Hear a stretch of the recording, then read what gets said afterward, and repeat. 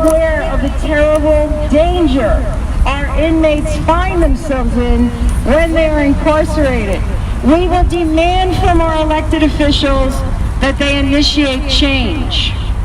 I will tell you that prison is a very dangerous place. My friend Pam faces danger every single day. She has been beaten to near death when she first went to prison, and she has been sexually abused and assaulted while incarcerated by a prison guard. Her story is not unusual. Our prisoners do suffer from excessive heat in the summer, freezing cold in the winter, inadequate food, unsanitary conditions, inadequate health care, uncomfortable beds and sleeping arrangements, excessive noise, steel, barbed wire, concrete, plastic and steel chairs only, harsh prison guards, disease, rodents, bugs. I could go on and on, but for now I will let my friend Kristine Bunch tell you for herself what she has experienced as a falsely accused prisoner. Give a hand for Kristine Bunch, who's come down here from Indianapolis. Thank you.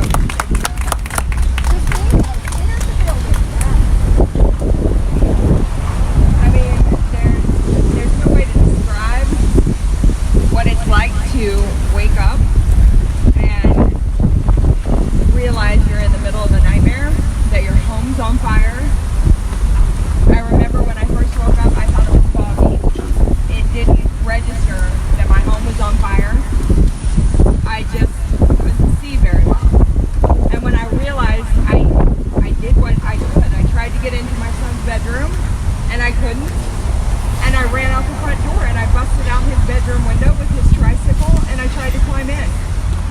And my neighbors who had heard my screams pulled me out and told me it was too late, that I had to wait. And so I tried to run back in the front door again because I wasn't going to let them tell me it was too late. And they held me back and told me I needed to wait for the fire department. And it seemed like ages until they got there. But of course, I'm just 21. And I think they're going to get him. They are going to pull my baby out. They're going to fix him. It may take a while, but it's going to be okay. I'm just going to believe that. And so when they put me in the ambulance and told me I had to wait, I waited. And every person that came into that ambulance, I said, "Did you get my baby? Did they find him?" I didn't ask that because I thought he was gone. I asked that because I couldn't find him. And I didn't want him to be lost. But those words were used against me, like I already knew and I'd already done something wrong. And so it wasn't until I got to the hospital and I kept asking what room he was in, because they told me they found him. And I was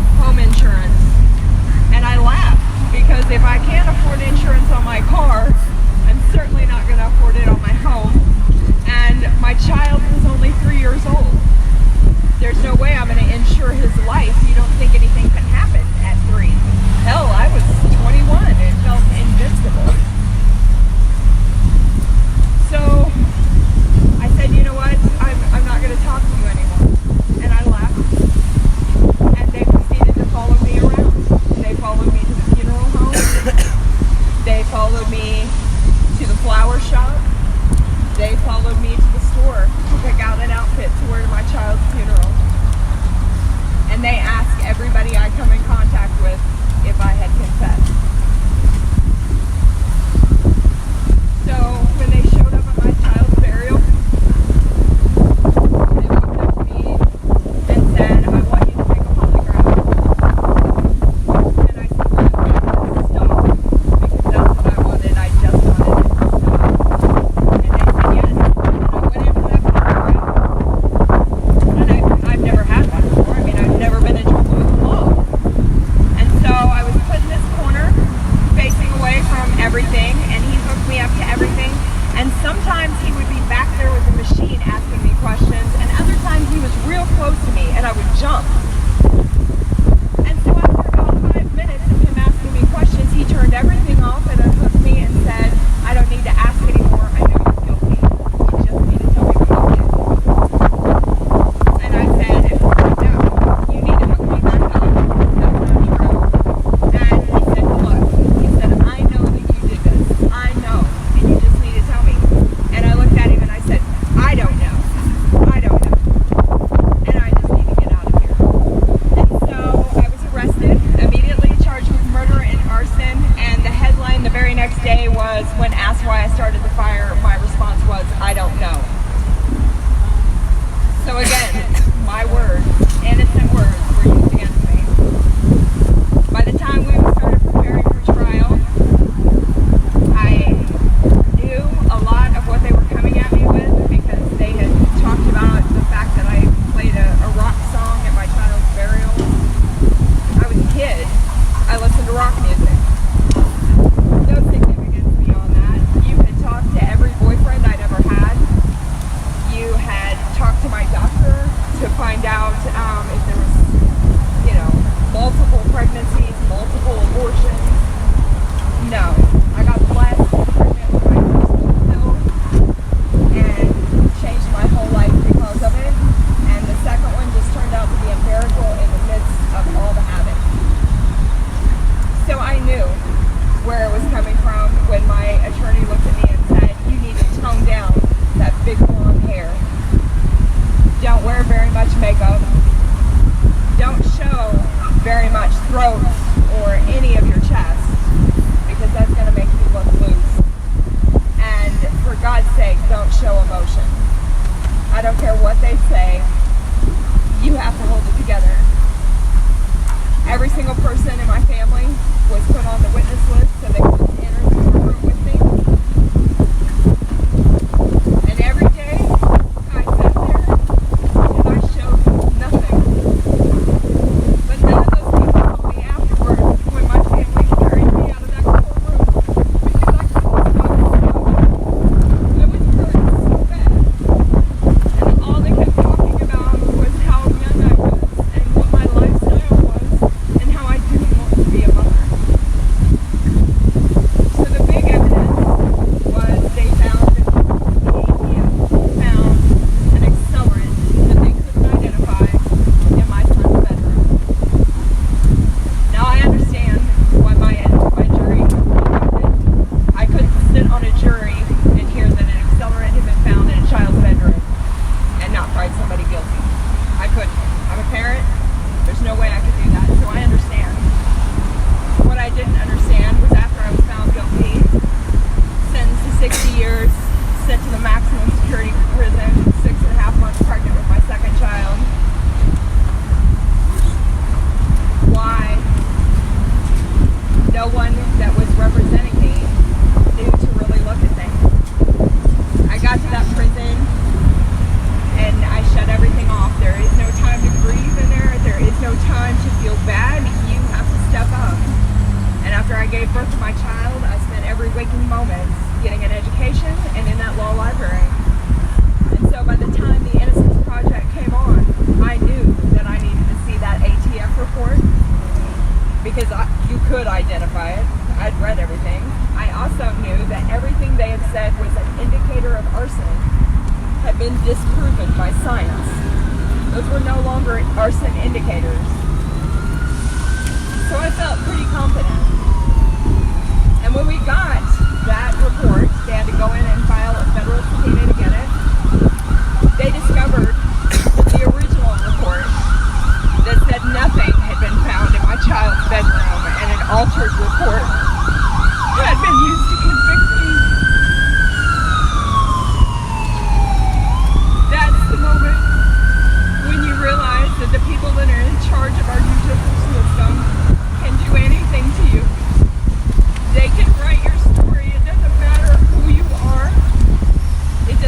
matter what you look like, they can make you be presented as something that's a complete 360 from who you are as a person.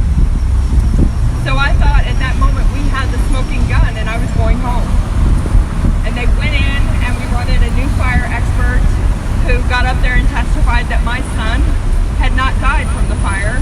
He had died from carbon monoxide poisoning. And he got to an 80% carboxyhemoglobin level, which means he went to sleep before the fire ever broke out. And she testified that an arson burns too hot and too fast to give off that level of carbon monoxide. And she said, therefore, the ceiling tiles that you found that were black on top and white on the bottom where they had fallen down, that or in the wall is probably where the electrical fire originated. And the place filled up with carbon monoxide. And this woman who was out of her mind afterwards, and people kept saying she said different things, she wasn't acting right. She was at half of the level that her son was with carbon monoxide, and you never tested her. So my original judge and prosecutor listened to all that evidence and then denied my claims. My attorneys that are part of the Innocence Network, they're actually out of Chicago, Northwestern University. They stepped up and said we're going to the appellate court. He said they take one case out of 100. And he said, what do you want to do? And I said, we're going to roll the dice. That's what we're going to do. My case is going to be that case. And it was that case. We set precedents when they reversed based on new evidence.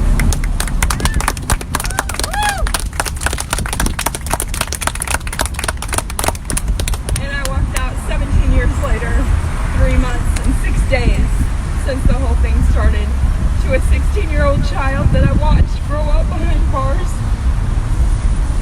and to a life that I no longer recognize because so much time had went by.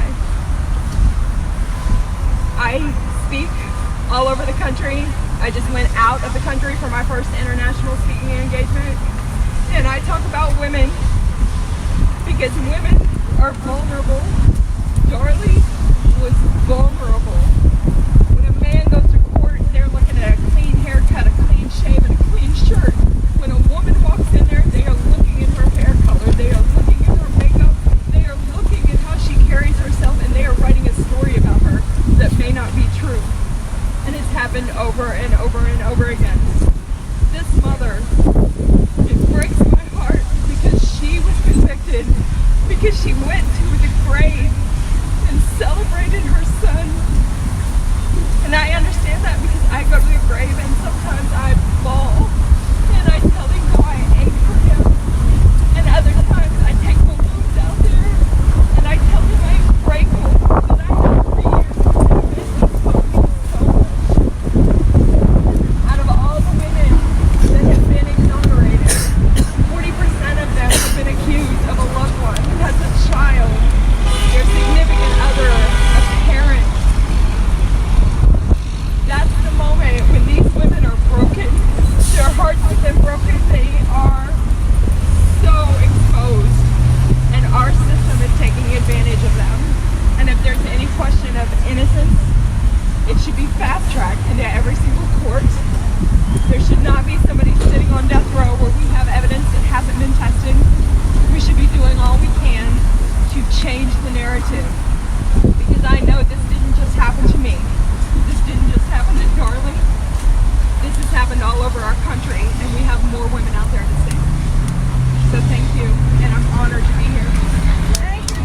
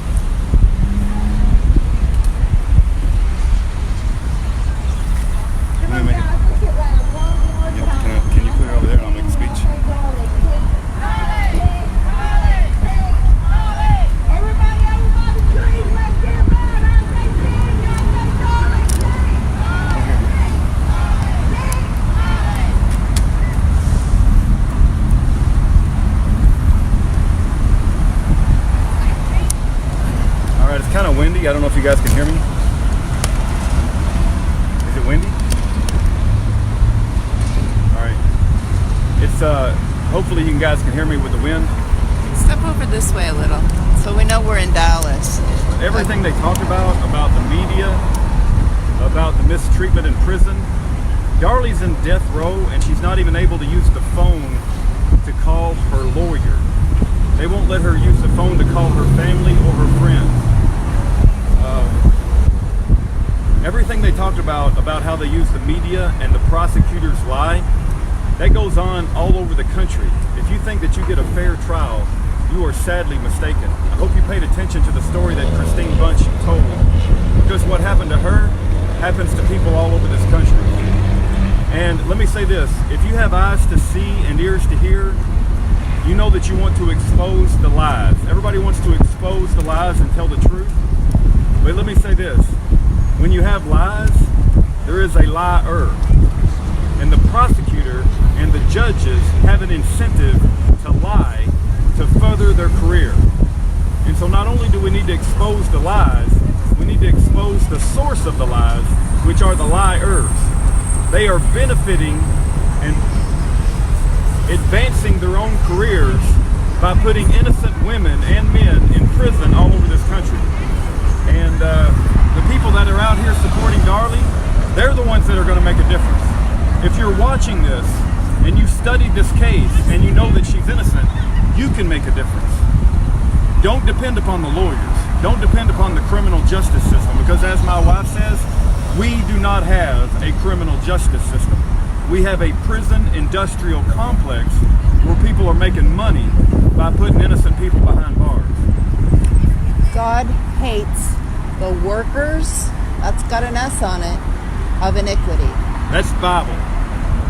And so not only do I want us to expose the lies, we need to expose the liars. And I can't sit idly by, my wife cannot sit idly by, while we know they're doing this to innocent people. You need to raise your voices. We need to change this system across this country. And I, for one, want to see these liars who've benefited their own career, I want to see them held accountable. Justice and obedience is better than sacrifice. Amen. Thanks, Rudy. Thanks for everybody tuning in. Have a great day. Let me get a last shot.